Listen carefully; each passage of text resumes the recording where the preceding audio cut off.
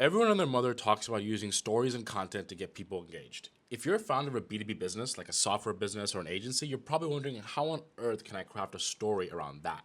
Can you make a Disney like story around someone needing your accounting service? The answer is yes. Let me show you two things. One, how I view stories, and two, how I write stories for my content. If it's helpful, feel free to steal it. If it's not helpful, feel free to leave a comment. Let me know what you do differently. So, a story is essentially made of three parts: the beginning, the middle, and the end. Simple enough. You show the protagonist's current state, which is the beginning, you paint a picture of their desired state, the end, and then you guide the audience through the middle, or which is the journey. The protagonist must go on a journey from the current state to the desired state by using your information, product, service, your offer.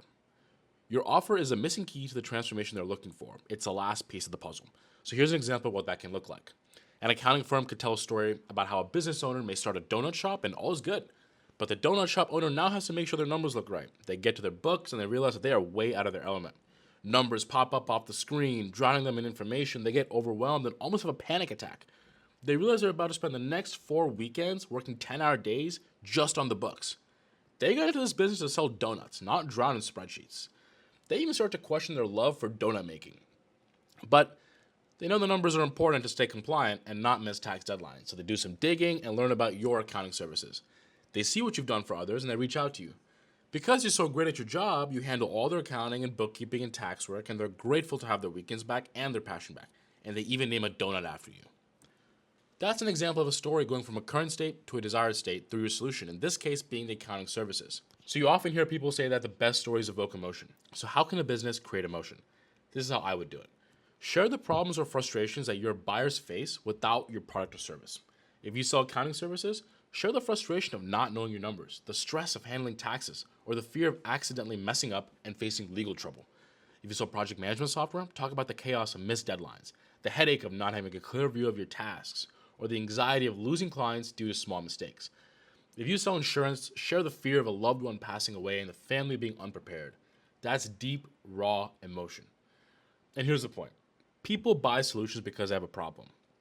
If you know your buyer, you should already know their pain and frustration.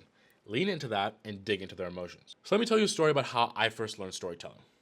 See what I did there? The first videos I ever made were for an earlier business of mine, a Google Ads agency. I didn't know what I was doing or how to get leads. I didn't have the budget for paid ads, which is ironic, I know. And I hated doing cold outreach. So I started making content, just like I'm doing now. I created videos to help people with paid ads because I saw the need. I believed that if you put educational content out there, people would watch. It seemed logical, so I didn't question it. People watched, but the content wasn't memorable or share-worthy. I wasn't able to grow the business because my storytelling wasn't strong. There was no compounding effect. In the book Contagious, they talk about 6 triggers that force people to share your content. One of those triggers is stories, and I'm actually making a video breaking down each trigger, so make sure to subscribe so you don't miss it when it drops. But going back to my story, I knew if I didn't improve my storytelling, my business would fail, so I tried different things. Creating more expressive content. I want people to feel my excitement, but it ended up looking forced like an animated clown. And that's just cringy. I looked online for solutions and I tried copywriting frameworks like Problem, Agitate, Solve, and ADA, Attention, Interest, Desire, Action. Those are great for copywriting, but it felt a little too basic for storytelling. I just wanted something deeper. So, in a previous life, I actually worked on short films, and I made a couple of short films. And I wrote over 50 unique scripts and 300 drafts for short films. So, I had experience with storytelling. And I decided to go back to my roots and apply the hero's journey framework. This was my Slumdog Millionaire moment, when everything I learned in the past suddenly clicked and came back together. I adapted the hero's journey for business storytelling, simplified it, and started using it in my content. I posted videos on YouTube, promoted them in a dental marketing Facebook group, and within a week I had several dentists reaching out and I booked 5 discovery calls. The dentist said things like, "Your content resonated with me. It sounds like my situation," right? Or, "You seem like you've done this before." Or, I felt like you were talking about me. And I realized the power of making people feel seen and heard through storytelling. Now, I eventually pivoted from the ads agency for other reasons, but the lesson stuck. And now I use a storytelling framework in my new venture, which is this founder-led video marketing agency. And every time I create content for myself or a client, I know it's rooted in a powerful, proven framework that resonates and drives engagement. So here's a framework, right? We can even apply it to the story I just told. This is my storytelling framework that you can use to tell more stories in your video content. The current state, present day without the solution. What are the initial beliefs, values, and frustrations? So for my story, I said I made videos helping people with paid ads because I saw the need and I wanted to advertise my services, and I believed educational content would attract viewers.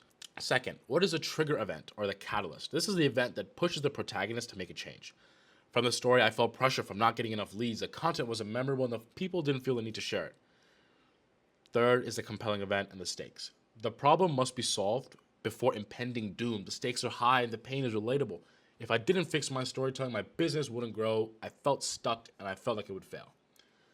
Now, the first failure, this is the fourth element. The protagonist tries logical solutions, but they don't work because I'm missing information.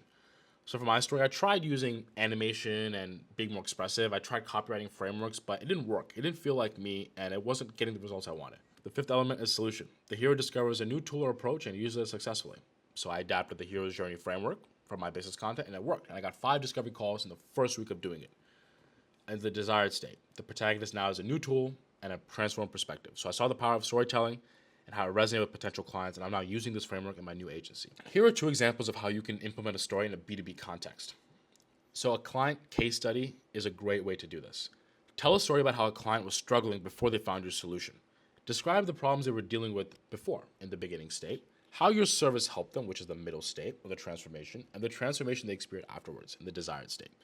This framework is perfect for case studies because it positions your product or service as the key tool in the client's transformation journey. And the way to think about this is maybe one of our clients was losing time and money due to poor project management. After implementing our software, they saw a 50% increase in productivity and their client satisfaction score shot up.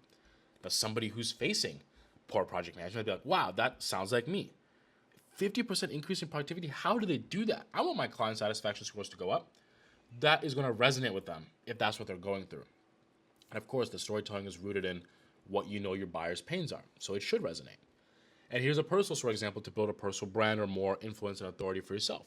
Share a time when someone you know faced a challenge similar to what viewers might be experiencing. So walk them through the initial belief or mistake, which is your beginning state.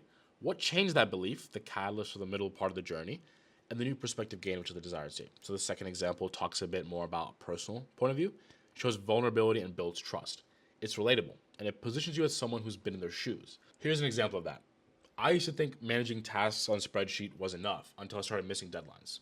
Switching to a centralized project management tool changed everything. Now I can't imagine working without it. And here's my final tip for you.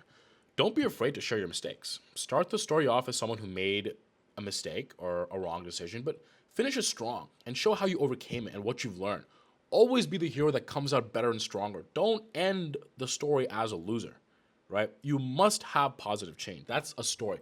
Story is all about change. You must have positive change. So you must be positively impacted so that way you are prepared to work with the client that wants to work with you after listening to that story. You don't want to be a loser because they'd be like, I don't want to work with losers. So at the end of the day, this is just how I view storytelling and why I include stories in all of my content. So if you want more honest insights from someone that's in the trenches of video marketing, hit the subscribe button. I mean, it would mean the world to me and let me know I'm on the right path. Till next time, peace.